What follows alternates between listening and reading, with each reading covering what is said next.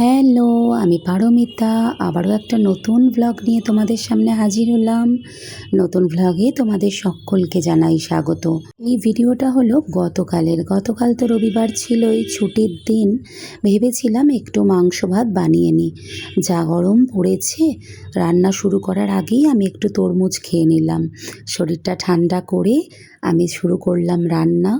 আমি মামনিকে বলেছিলাম ছুটির দিন বেশি কিছু রান্না করার দরকার নেই, এত গরম পড়েছে, রান্নাঘরে দাঁড়ানো যাচ্ছে না আগুনের সামনে। তাই বললাম ভাত, তার সাথে করলা চাকা চাকা করে ভাজা আর কষা মাংস, এটাই বানিয়ে নিই। আর কি চাই বলো? তাই যথারীতি করলাটা আগে ভেজে নিচ্ছিলাম আমি। জানো তো এত গরম ছিল, ২-৪ দিন ধরে গরমটা যেন বেশি বেড়েছে।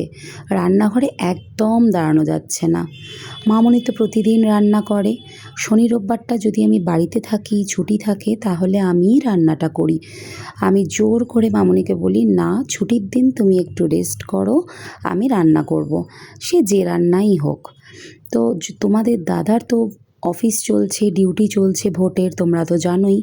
তাই বেচারা মানুষটা সকাল সকাল বেরিয়ে যাচ্ছে আর রাত 10টা 11টা 12টায় ফিরছে। তার জন্য কিছু স্পেশাল যে বানিয়ে রাখবো, সে তো খেতেই পারে না। আর রাতে অত রাতে ডিনার করার সময় ও বলে একটু হালকা পাতলা রান্নাই ভালো লাগে। কিন্তু কদিন ধরে হালকা পাতলা রান্না খেতে খেতে খেতে খেতে হঠাৎ করে শনিবার রাতে বলে কি না যে আমার একটু কষা মাংস খেতে ইচ্ছা করছে। আমি তখন বললাম এত গরম পড়েছে, মাটন তো খাওয়া যাবে না, কদিন আগেই মাটন খাওয়া হয়েছে, চিকেনটাই কষা করে তাহলে করে দিই। তখন বলেছিল ঠিক আছে, তাহলে তুমি রবিবার চিকেন কষা বানিও, আমি একটু প্রাণ মন ভরে রাত্রিবেলা ডিনারে কষা মাংস খাবো। যথারীতি আমি মাংসটা রান্না করা শুরু করে দিলাম। প্রথমেই আলুটা ভেজে নিচ্ছি, নুন হলুদ দিয়ে যেমনভাবে তোমরা বানাও।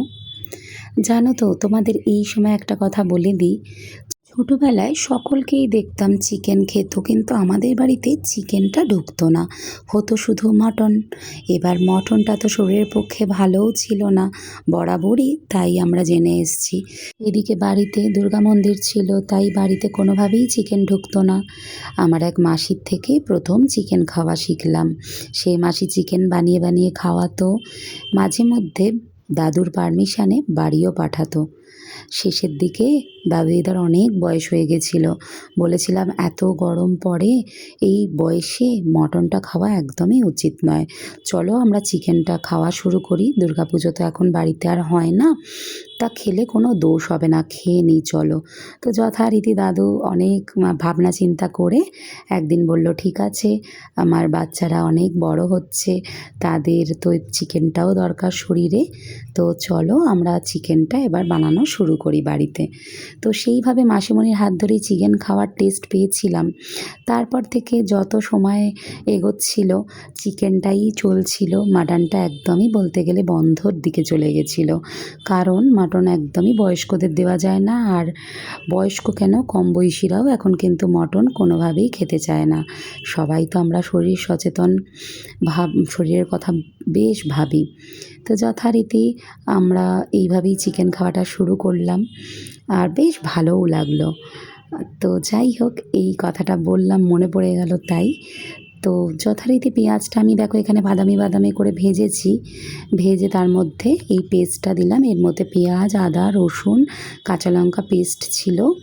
তো কাঁচা লঙ্কাটা দেখো ঠিক করে পেস্টও হয়নি, আমি সেটা লক্ষ্যও করিনি। যাই হোক, এটা এইভাবেই দিয়ে দিলাম।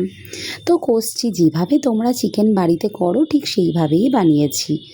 আর রবিবার যেহেতু তোমাদের দাদা বলেছে কষা কষা, তাই একটু তেলটাও বেশি দিয়েছি। আসলে তোমরা তো জানোই যে আমার ডায়েট চলে, আমি খেতে পারছি না কোনোভাবেই, বেশি তেল ঝাল মশলা সবটাই অ্যাভয়েড করি, খাই না। তোমাদের দাদাও সেইভাবে পাতলাই খাচ্ছিল, মামনি বাপি সবাই পাতলা পাতলা রান্নাই খাচ্ছিল, হালকা পাতলা রান্না। কিন্তু এই একটা দিন থাক, আমারও চিট ডে হয়ে যাবে, কি বলো? তো যথারীতি সাধারণ যে ঘরোয়া যে মশলাগুলো, সেই মশলাগুলোই এখানে দিয়ে দিচ্ছি। প্রতিদিন যে মশলা আমরা ব্যবহার করি রান্নায়, জিরে গুঁড়ো, ধনে গুঁড়ো, হলুদ, নুন, একটু কাশ্মীরি লঙ্কা গুঁড়ো দিয়ে এবার ভালো করে কষবো যাতে তেলটা বেরিয়ে আসে। তো তোমাদের একটু বলে রাখি যে তোমরা তো জানোই যে ডায়েট চলছে আমার। হ্যাঁ, আমার একটু ডায়েট করে, ওয়ার্কআউট করে, ওয়াক করে সব কিছু মানে পরিশ্রম করে মোটামুটি 4 কেজি মতন কমেছে, যেটাতে আমি ভীষণ হ্যাপি। আর এক মাসে আমাকে ডাক্তাররা বলেছিলেন বা ডায়েটিশিয়ান সাজেস্ট করেছিলেন যে 2 থেকে 3 কেজি কমাবেন, এর থেকে বেশি কমানোর দরকার নেই। কিন্তু যাই হোক, কমে গেছে 4 কেজি ওয়েট, তো সেটাতে খুবই ভালো লাগে। তো এর মধ্যে একটু টমেটোও দিয়ে দিলাম। দেখো, টমেটোটা আমি একটু জাস্ট 4 টুকরো কেটেছি, কিন্তু পুরো কাটা হয়নি। এইভাবেই আমি আস্তে আস্তে দিয়ে দিই। তারপরে কষতে কষতে কষতে কষতে টমেটোটা নরম হয়ে যাবে, আর তখন আর কোনো অসুবিধা হবে না। তো এইভাবেই আমি টমেটোটা প্রতিদিনই তরকারিতে দিয়ে দিই। কারণ টমেটো পিউরি করে বা পেস্ট করে আমি খুব কমই ব্যবহার করি, যতটা তাড়াতাড়ি করা যায় শর্টকাটে, কি বলো? যাই হোক, তো এইদিকে তো আমার চিকেনটা রান্না চলছেই, আর ওদিকে আমি রান্না করতে করতে তরমুজটাও কিন্তু খাচ্ছিলাম। দেখো, চিকেন ম্যারিনেট করে রেখেছিলাম, সেই চিকেনটাই এখানে দিয়ে দিলাম। আর চিকেনের পাত্রটায় অনেক দই লেগেছিলো, তাই জল ধুয়ে দিয়ে দিলাম। চিকেনটা ম্যারিনেট করেছিলাম শুধুমাত্র দই আর গোলমরিচ গুঁড়ো দিয়ে, আর কিচ্ছু ম্যারিনেটে দিইনি। নুনটাও পর্যন্ত দিইনি, কারণ নুনটা বড্ড জল ছেড়ে দেয়, তাই নুনটা ব্যবহার করিনি। তো চিকেনটা দিয়ে এবার কষা হবে, কষা ছাড়া তো আর কোনো কাজ নেই এখন।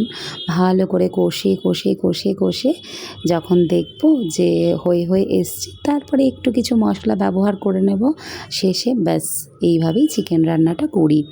আসলে এই রবিবার ছুটির দিন যখন তোমাদের দাদা থাকে না বাড়িতে, তখন অনেক রকম পদ রান্না হয় বা অনেক কিছু রান্না করতে ইচ্ছাও করে। তার জন্য, যেহেতু তোমাদের দাদা বাড়ি নেই, আর ইচ্ছা করে না গো আমাদের করতে।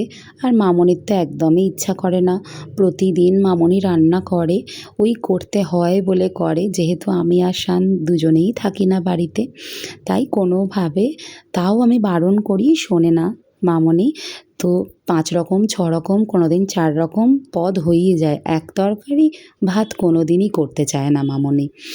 তো যাই হোক, রবিবার মনটা খারাপই ছিল তোমাদের দাদা বাড়ি ছিল না বলে। আসলে কি বলো তো, আমরা বড্ড মিস করি, মানে একসাথে পারিবারিক টাইম কাটানো, পরিবারকে সময় দেওয়া, একসাথে খাওয়া দাওয়া, গল্প, আড্ডা, মজা, এটাতে যেন আমরা একটা আলাদাই আনন্দ পাই। আসলে কি বলো তো, মানে আমরা একটু না পারিবারিক কেন্দ্র, মানে পরিবার কেন্দ্রিক, মানে আমরা মানে পরিবারকে একটু বেশি সময় দিতে পছন্দ করি। আমি জানি যে এরকম ব্যাপার নয় যে কেউ কি দেয় না পরিবারকে সময়, সবাই দাও, আমি জানি সেটা, কিন্তু আমরা যেন একটু বেশিই পছন্দ করি। আর তোমাদের দাদা খুব একটা বাইরে এদিক ওদিক যাওয়া কিন্তু পছন্দ করে না, তাই খুব মানে বেশিটা সময় কিন্তু আমরা বাড়িতেই কাটাই।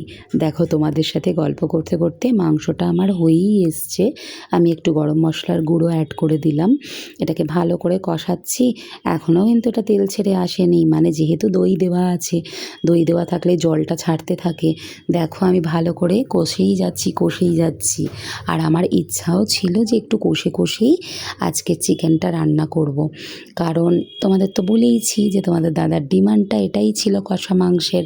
আর কষা মাংসেতে না বেশি জল ব্যবহার আমি করি না, দই থেকে যে জলটা বেরোয় সেই জলটাই ব্যবহার করি। এই দেখো, তেলটা অলরেডি ছেড়ে ছেড়ে এসছে, আর বেশি গ্রেভিও রাখবো না আমি। এবার আমি এখানে মিট মশলা ব্যবহার করব।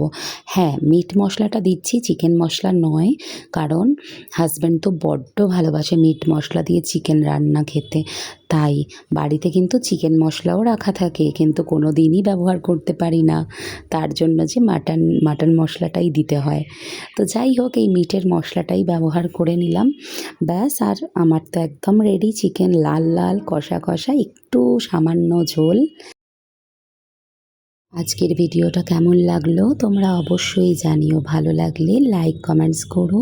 ইউটিউব থেকে যারা দেখছো সাবস্ক্রাইব করে দিও। তোমাদের সাথে এরকম গল্প আমার আরও অনেক হবে। সকলে সাবধানে থেকো, সুস্থ থেকো, টাটা।